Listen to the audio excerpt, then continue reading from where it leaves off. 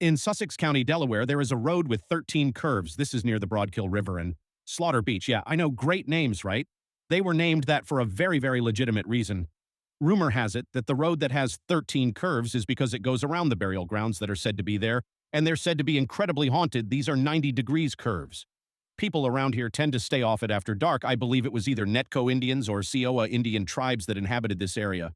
They were both here at one point, and I do believe they're still here now anyway. On to the way home from Philly on the 13th of September 2017, my daughter and her friend wanted to go down the road. They thought it would be fun to do the 13 curves on the 13th. Of course, I said okay. It was around 7:30 or 8 p.m. when we arrived. That's when it all started.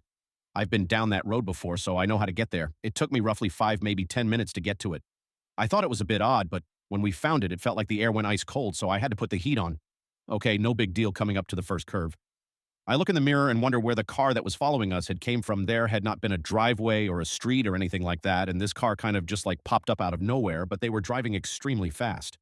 I looked back at the road back at the mirror, and then the distance was cut in between us, like almost in half, like he was going so stupidly fast. It's like that Ninja Cat video. You know, the one where the person is recording his cat, hides behind the wall, looks back, and the cat is closer, same type thing. This person is going to crash, I said to my daughter. I again looked back at the road back in the mirror, and the headlights were at my bumper. Now, how fast does this guy even want me to go again? I looked at the road back in the mirror, and when I looked back, I had no idea where he went. It was like if he turned off or something like that, but we would have seen flashlights, headlights, whatever.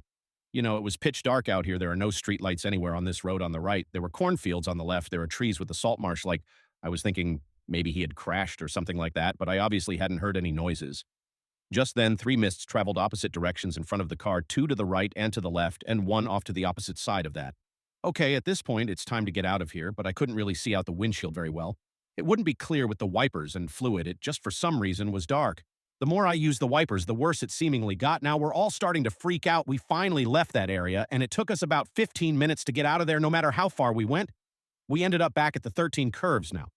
Mind you, I don't ever get lost, so my daughter pulls out her GPS and tries to get us out, and the GPS just kept taking us back to 13 curve. Now this is getting a little too freaky for me to handle.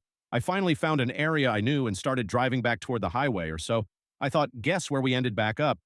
Yep, 13 curves. Once again, back to the GPS. We looked for any route to get to the highway, and it says that we're going back to the 13 curves every single time. Something said, just keep going straight. And then eventually we got to the highway, and the GPS seemingly was accurate again.